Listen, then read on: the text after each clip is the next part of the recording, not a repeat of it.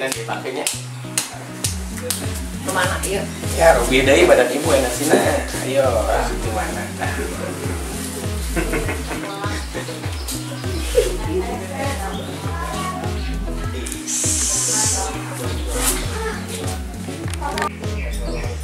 Jadi ini proses pembentukan energi. Kalau kita udah mancangin energi di satu pasien, bisa kan deteksi. Kasih sinyal gitu ya? Ada atau gitu. Jadi sinyalnya kita lakukan. Ini ada yang bersinggungan, ada yang bertolak belakang. Ya, kita pakai sistem detonator energi. Kita ke pasien nyimpenin energi kita sebagai energi aktif, baik untuk pengobatan atau yang lainnya. Nah, nanti si energi itu bergerak untuk mengetahui, memproteksi, ya, sama suplai energi. Jadi mengetahui, memproteksi gini. Misalnya si pasien tiba-tiba gawat, itu kita langsung diingat itu satu. Yang kedua suplai energi. Si detonator itu bergerak seperti roda di dalam tubuh pasien, dalam sel, bukan dalam otot.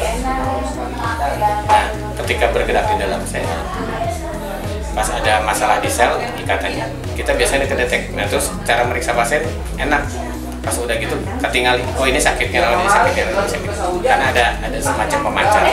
Unsur energi kita yang udah ditanamin ya, Kang? Unsur energi kita tadi ditanamin. Nah, buat kita sendiri, ketika si pasien misalnya nge-SMS, telepon, lu iya kumat gitu misalnya. Nah, itu tuh udah langsung, oh iya pasien lu iya sakit, nah iya langsung aja record gitu ya. Semacam pemancar energi, semacam satelit yang ada di pasien. Ya auto mendeteksi ya, Kang? Ya, auto deteksi, jadi dia mendeteksi sendiri. Nah, kemudian kalau di tempat praktek ini akan biasanya nyebarkan lah si detonator jazz. Nanti pas kita ketemu orangnya, oh ini sakitnya ini, karena energi kita sudah bergerak lebih dulu. Ya, orang udah ngomong gitu udah Langsung kan biasanya gitu kan, tahu kan? Oh ini sakit ini, sakit ini. Nah, itu tuh sebenarnya bukan pada saat itu kita mendeteksi, tapi jauh sebelum itu kita mendeteksi.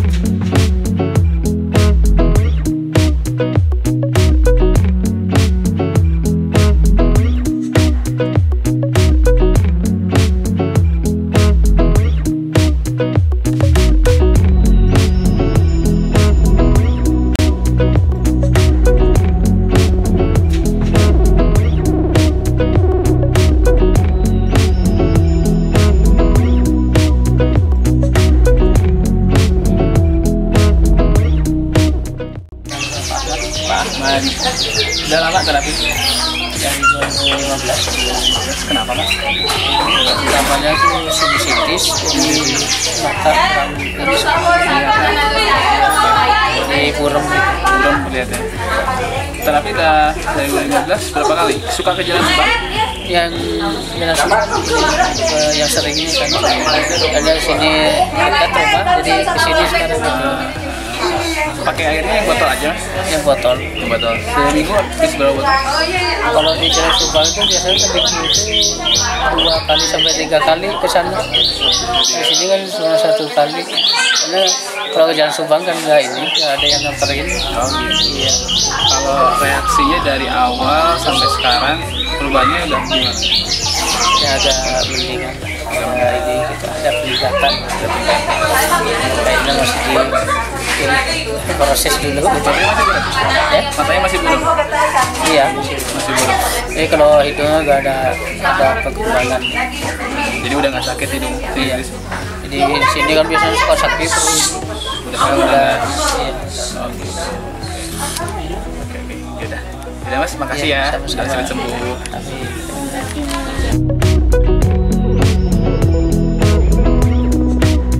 Berarti orang-orang gitu dikasih wadah lah tempat itu untuk terapis itu, saya senang banget. Berarti saya merasa berguna lah sama orang, buat suami anak sama orang-orang keluarga gitu aja. Di keluarga pada diikuti terapi? Iya, gitu ya? semuanya saya terapi. Pernah ada yang paling berat teh yang teteh terapi? Ada yang tumor. Oh, tumor teh. Teteh berapa kali terapi tuh? Sering? Pernah tuh berapa ya? 4 kali mengecil. Oh, dalam terapi 4 kali dia ukurannya mengecil tuh? Mengecil. Oh, Mengecil. mengecil. Jadi orang itu nggak minum. Cuman dia pola makannya aja nggak bagus dia mah. Oh, jadi tumor mah harus bagus ya? Iya, pola makannya dia nggak bagus itu akhirnya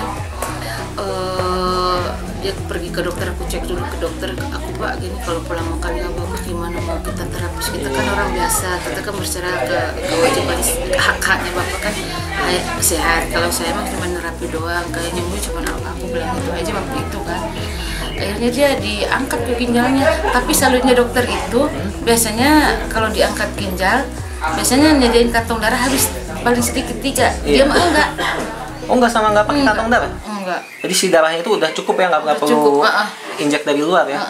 Oh, gitu ya. Itu udah lama teh jadi terapis ini teh? Dari 2013. 2013. Pertama latihan di mana teh? Di Starchip. Oh, di Malgara ya? Iya, saya orang Pelagara. Kenapa? Hah? Orang Pelagara saya mah. Oh, udah lama ya teh? Ini kan masih Noy, satu angkatan sama Nonoy. Nih, kan ini juga kan kita testimoni sendiri di rumah. Yang ini. Tinggal teh siapa? Saya lupa. Tika. Oh, teh Tika ya. Iya. Usia berapa tahun? Sekarang mah masih 39. 39 tahun ya. Wah, wow, sekolahnya. Waduh. Kang Usum sekolah nih tiganya. Tadi kasih mana teh? Asli orang Medan. Oh, Medan tuh. Jauh ya teh ya?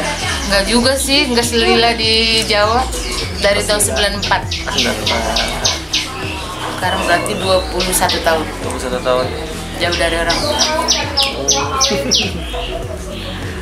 Jadi kalau saudara udah tahu ya, apa ada keluarga teteh terapi gitu ya? Udah, kalau misalnya saya nggak datang ke Starchip, berarti saya datang saudara saya yang dari luar kota ke rumah. Kalau saya misalnya nggak datang hari Sabtu latihan ke Palgara kan, otomatis saya masak dulu kan, namanya saya jamu keluarga saya gitu. Masak dulu pagi, jadi saya nggak bisa latihan ke Starchip pada Sabtu.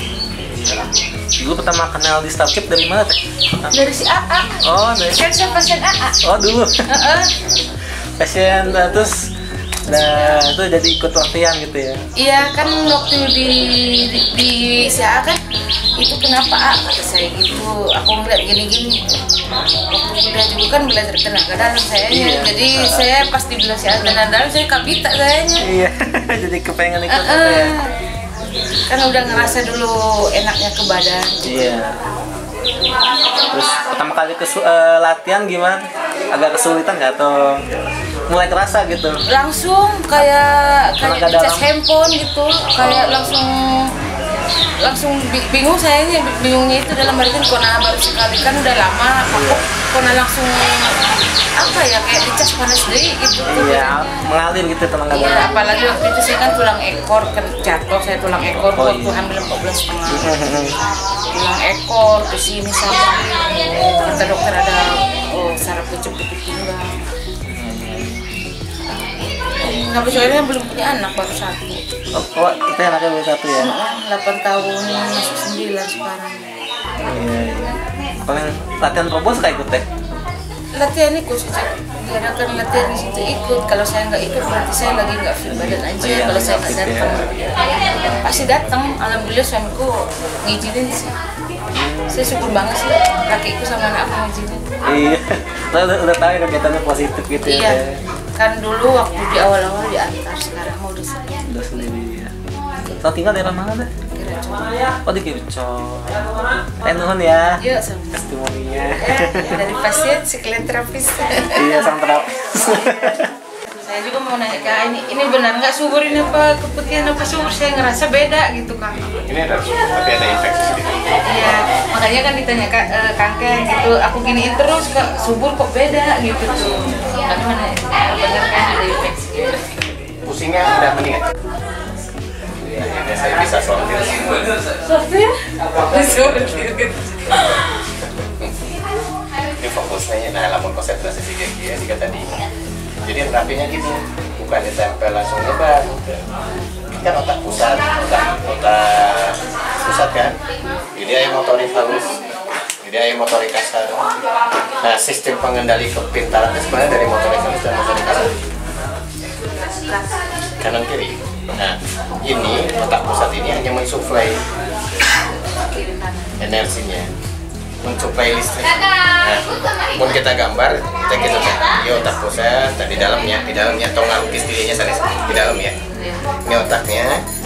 Nah, ini ada infus saraf, sambungan kabel tadi kan. Nah, ini otak motorik halus. Nah, yang disebut dengan otak kiri kanan. Ya. Di kantor Ya, yang harus kita lakukan adalah mensuplai si sensor ini supaya lebih aktif dan reaktif. Jadi ya, aktif dan reaktif itu terhadap sistem darah dan sistem pengikatan oksigen. Ya, sehingga dia bisa mensuplai si otak kiri otak kanan dengan baik. Yang kita harapkan adalah sistem denyut. Ketika sistem denyut dia normal dan membaik, ya, dia akan membalikan oksigen ke dalam otot dan ke badan jantung yang lebih sempurna. Outputnya. Ini kita ngobrol bahasa awam ya, supaya bisa dimengerti. Kan ada selebgram, ada teusan gitu. Penguatan di otak ini juga memperkuat sistem hipotalamus.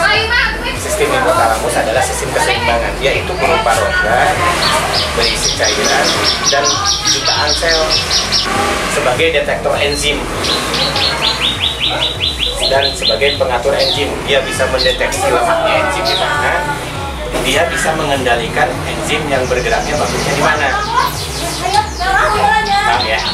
Itu hipotalamus.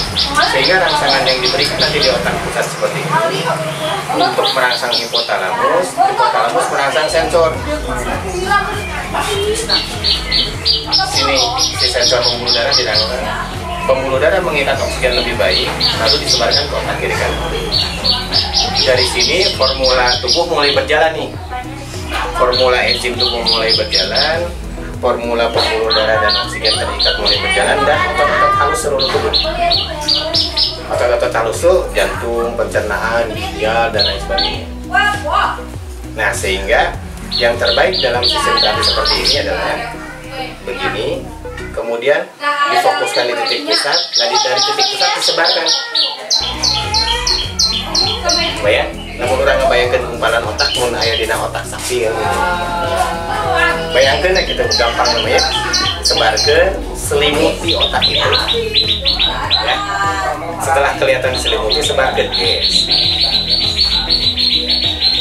Selimuti, sebarkan. Nah, itu fungsinya pertama untuk meningkatkan konsentrasi. Kita tadi ada anak yang nggak bisa ngomong. Di mana telinga? Otak pusat namanya. Perangsang di mana? Otak kecil, berarti penggerak otot halus.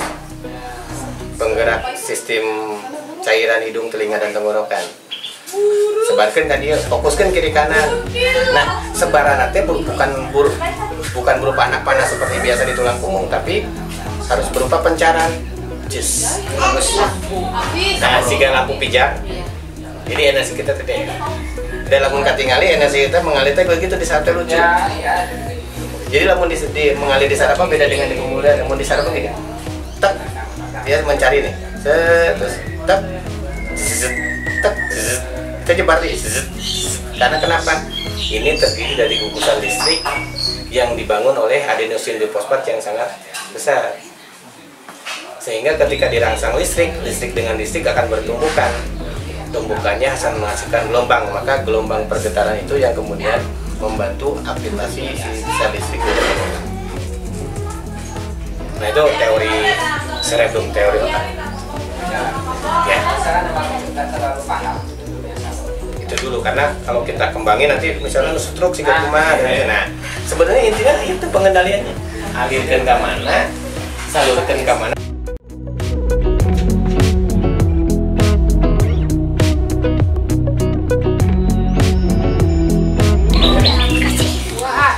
Ini dulu belum terasa, jadi yang dikerjain yang bawah.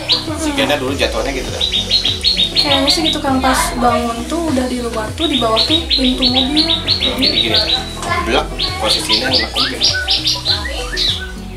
Berapa tahun yang lalu? 2 tahun? Kecelakaannya 2010, operasinya 2012.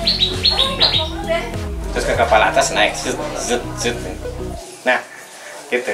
Kita bisa bermain dimanapun, kita bisa mengolah dimanapun, tanpa kita harus hadir.